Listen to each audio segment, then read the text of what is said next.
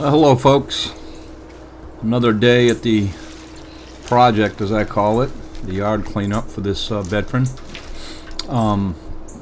As it said on the screen there a few minutes ago, I'm just going through today and cleaning up some limbs and picking up stuff along the way. I've got to get involved with the trees pretty soon. You can see behind me there are a lot of trees that are overgrown. It's kind of hard to tell how bad they really are. I'll try to get in there when I go back over with my camera and get some close-up shots, and then start taking some of these things down. A lot of dead limbs and stuff like that. So I'm just going through now and picking up some limbs and branches and stack them up. I'll have some piles of limbs. Nothing really big. Anything that's bigger than like 2.5, 3 inches, I'll just cut it up. And I got a neighbor that burns firewood, and give him some wood. And the rest of it, I've got a plan for it. So rather than hauling it off, so I'll discuss that in the next video. I'm also going to be doing some weed eating, as you saw at the beginning. I've got the my GoPro camera mounted on my weed eater just to give what they call a POV, point of view shots of the weed eater doing its thing. There's a lot of ground ivy back in that right corner, and I just want to get a lot of that knocked down so that it's not growing that much now, but in the summer it would. But I want to get it knocked down so I can see what's under there. You'll see the things that I pick up along the way here as I'm weed eating and cleaning up. So I don't want to get back there with my lawnmower, the Brute, and hitting metal and stuff like that. So doing just a little cleanup. I've had some more comments about the narration as opposed to no narration and all that. Nothing bad, nothing. Just a few here and there. Some good tips actually. One viewer said they'd like it if I muted the background noise while I speak. Another said they like the background noise while I'm speaking. So it's it's kind of hard to do both, but I'll try to accommodate as much as I can with what you people want. You're the ones that are watching these, so I'll try to do what I can to please folks. But the saying, you can't please everybody. I just hope that if you don't want to listen to me, that's fine. Just go ahead and mute it and watch the video. And I won't talk through the whole thing. I'll just come in and out periodically and talk to you and let you know what I'm doing and what's going on. So I did, the day that I was over there doing this, I did speak with the gentleman.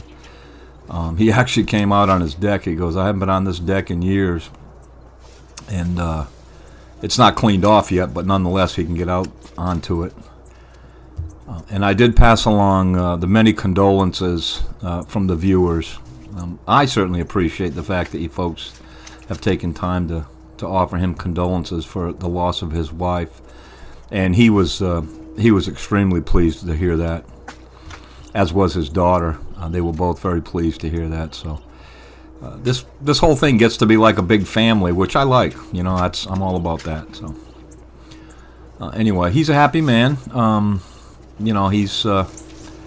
I talked to him about the trees and what I should take and what I should leave. He have the opinion, anything that looks dead or out of place, take it down. And I said, that's fine. So I'll do that. I got my chainsaw chains all sharpened up and ready to go. So we'll get into that pretty soon. It was just kind of the last couple weeks been kind of, since the man's wife passed away and the holidays and everything, just been kind of a sporadic week. So, a couple weeks. So we should be back on track by next week. I'll get over there 2 or 3 times a week and get some work done. Plus, we've had a lot of rain. So, all right. At any rate, I'll sign out for now and come back in just a little bit. We're getting ready to watch the weed eater in action with the GoPro attached to it, so enjoy that.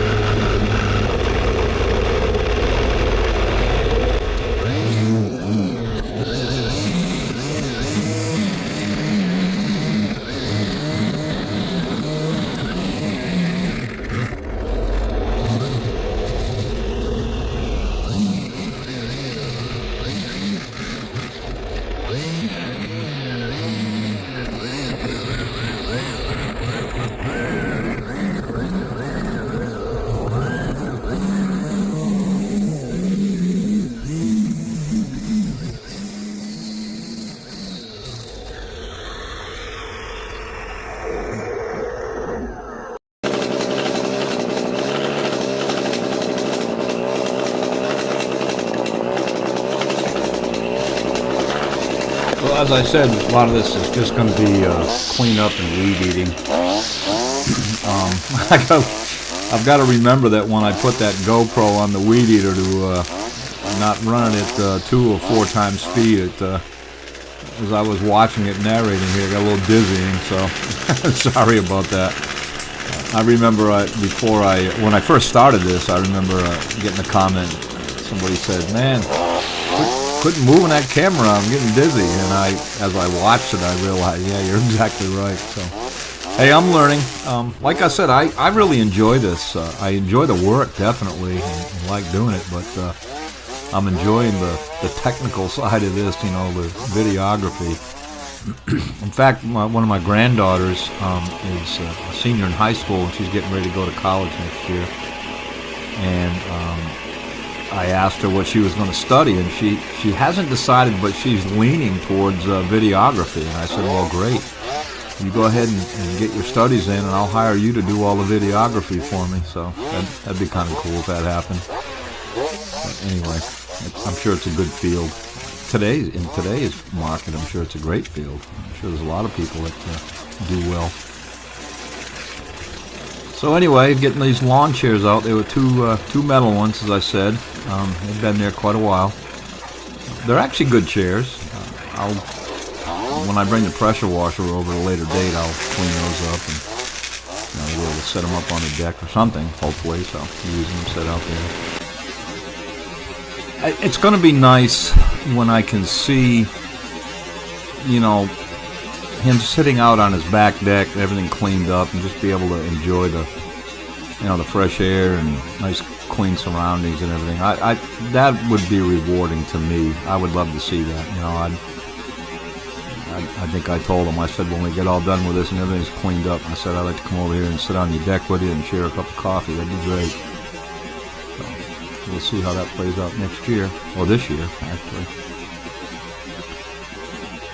So, let's see. I've had a lot of comments about, like I said, the narrating, and I've had many comments about. You folks are very kind about getting things like oh, what a great man you are, and blah blah, this and that and the other thing, and I thank you for that. But let me be clear, I just enjoy this. Look, my wife and I we've had tough times in our life. Nothing has ever been easy. I mean, we've had raised 2 children, and been in the military and traveled around, and everybody has their problems. But we've had help along the way in various areas, and just to be able to give back at this point, I think that the older I get, the more I realize the old adage of "it's better to give than receive" is true. So I don't consider myself anything special. I'm glad that I'm doing this, and I'm glad that people are happy about it. So that's the bottom line. Just funny stuff. How we think. As I age, it's amazing. They say that when you're, as you get older, you can remember 50 years ago, but you can't remember what you had for breakfast. I haven't got to that point yet, and hopefully I won't. Anyway, let me sign off just for a minute, and we'll watch a little bit of this cleanup, and then I'll come back.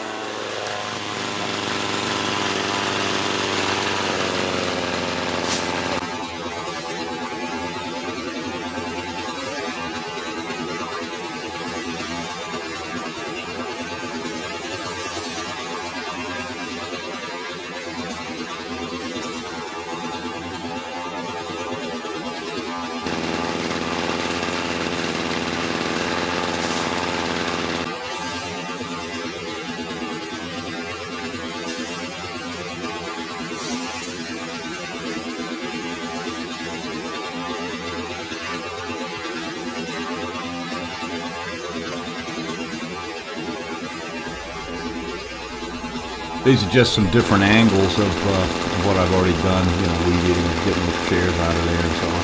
That square thing to the right that's covered in ivy, that's a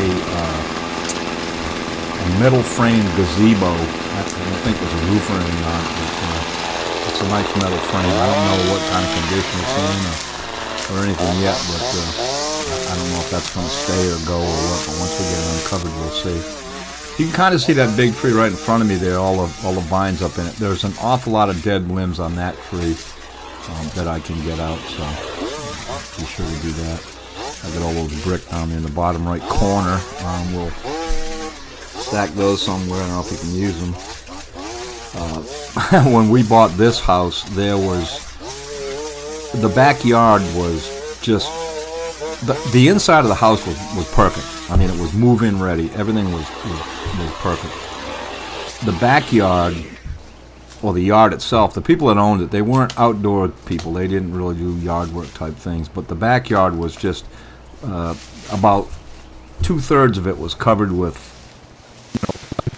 vines and overgrown. I mean, there was some grass there. It wasn't messy, but there wasn't a lot of grass showing, and there was a lot of overgrowth. So I started clearing that.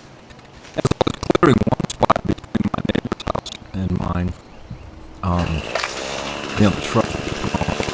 I covered a patio that was about 20 by 20, and on that patio there were 2 complete lifts or piles of brick.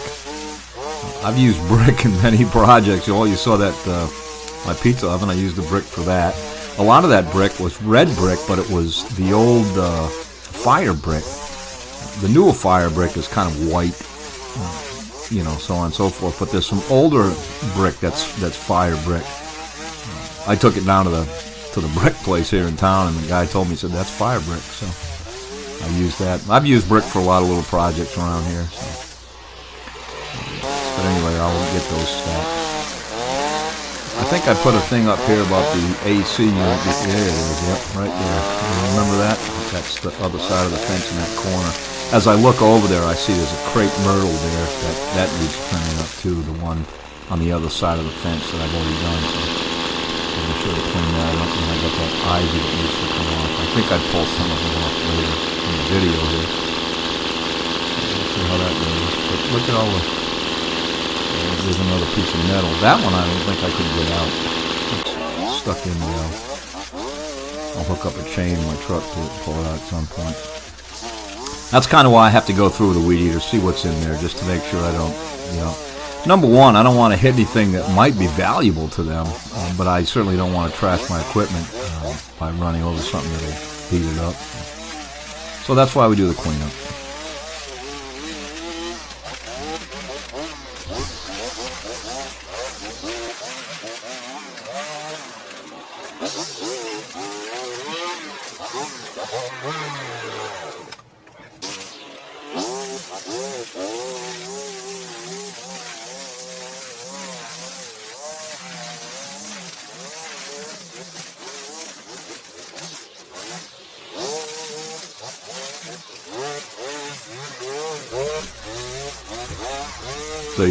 The day I was over here working on this, as I backed my truck into the driveway, the neighbor, not the house you're looking at there, but on the other side of the house, the neighbor came out. He's a firefighter here in town locally, and I had never met him, so I introduced myself. And he said, "Boy, that's a great job you did, man." So thank you. And I kind of wanted to ask him what happened, but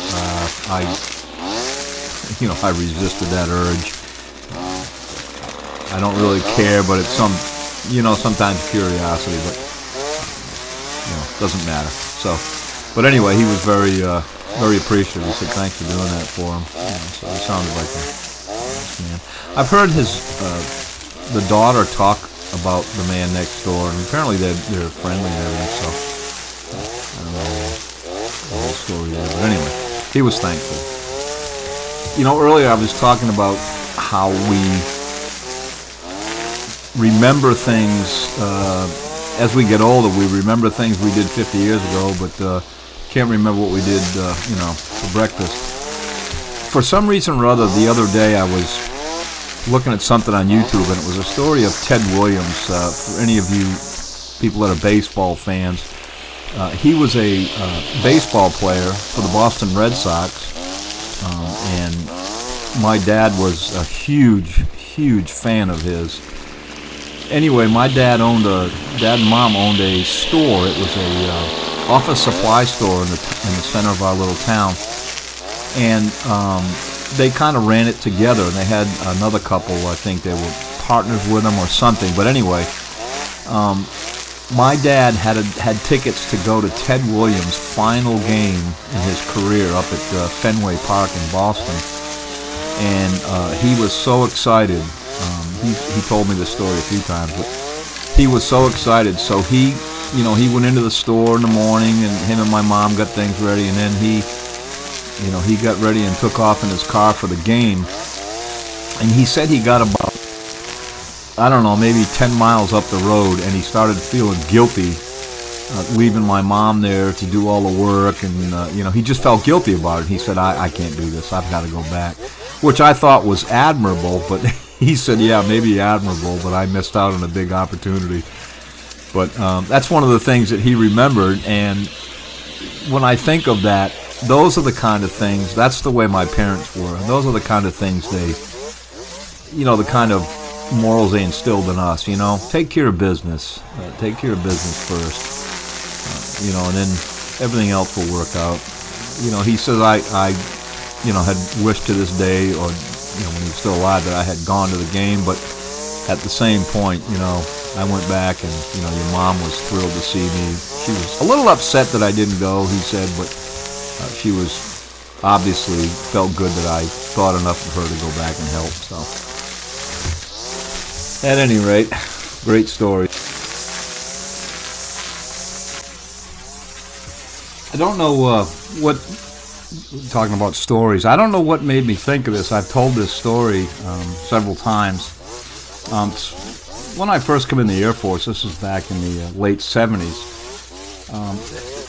most people understand the military. The NCOs, the non-commissioned officers, the supervisors are in charge, and if a troop is out of line or does something wrong, they can get busted down and lose rank and things like that, which ultimately means they lose money.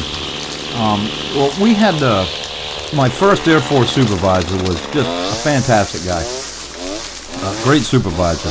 We had a good rapport with him. We could get a little personal, but at the same time, when it came to business, there was no fooling around. However, he'd let us joke around a little bit, and we had one guy that was kind of a smart aleck in the section. And one day the sergeant said to him, he goes, "Hey, I need you to go out there and clean that vehicle up, the section vehicle." And the kid looked at him, and again, they were kidding. And he says, "It's not my job, Sarge. I'm not going to do that." And the sergeant says, "Well, you are going to do it because I'm telling you to do it." And the kid said, No, I'm not going to do it, Sarge. Besides, you don't sign my paycheck." And the sergeant, without even batting an eyelash, looked at him and said, "No, but I can darn sure adjust it." So I always love that story about the NCO telling the kid, "I'll bust you right down." He was the same guy that we had another guy in the unit that was always getting in trouble, and he had to go up and see the commander because he had done something pretty bad. He had to go up and see the commander, so he was called on the carpet. And he went up there, and he came back to the section a few hours later, and everybody said, "How'd you make out?" And he goes, "That major, he was pretty mad with me." We all go, "Oh, really?" He goes, "Yeah, he was really mad with me." He goes, "But he's a nice guy." He said he didn't take any of my money from me. All he took was my stripes. Think about that. Again, funny stuff in the Air Force. Air Force has been good to me. Been good to us. Like I said, I did 12 years from 76 to 88. And made the mistake of getting out, and then went back in 03. So I had a pretty good break. But my first 12 years, I was at different bases. My last 8 years, I was stationed right here in Goldsboro at Seymour Johnson Air Force Base, and I was a weapons instructor. Loved what I did. So Had a lot of stories about that too. I'll try to relay some of those stories from the range and firing weapons and so on and so forth. That's all pretty good stuff. But anyway, getting back to the video, again, just kind of a cleanup video. It's several different angles of the same thing. It's kind of short, maybe boring, but I had to get this cleaned up, as I said on the screen earlier, just so I could see what was under there and go from there. Once I start that tree work and then get the brute in there, once all the trees are limbed up, get the brute to mulch everything up and clean it up, and then my plan is to drag that thing with that piece of fence that I mentioned, piece of fence on that old trailer, and just kind of drag that around the yard and get all the stuff picked up. And I'm going to add another piece of equipment for the fleet, so to speak, so I'll have that coming up in a video here in the next 2 or 3 videos. But anyway, right now, I'm going to be silent because I've had a lot of people comment on the jet, so I think we've got a few of them flying over here in just a minute. So I'll go ahead and sign off and let them come over and do their thing.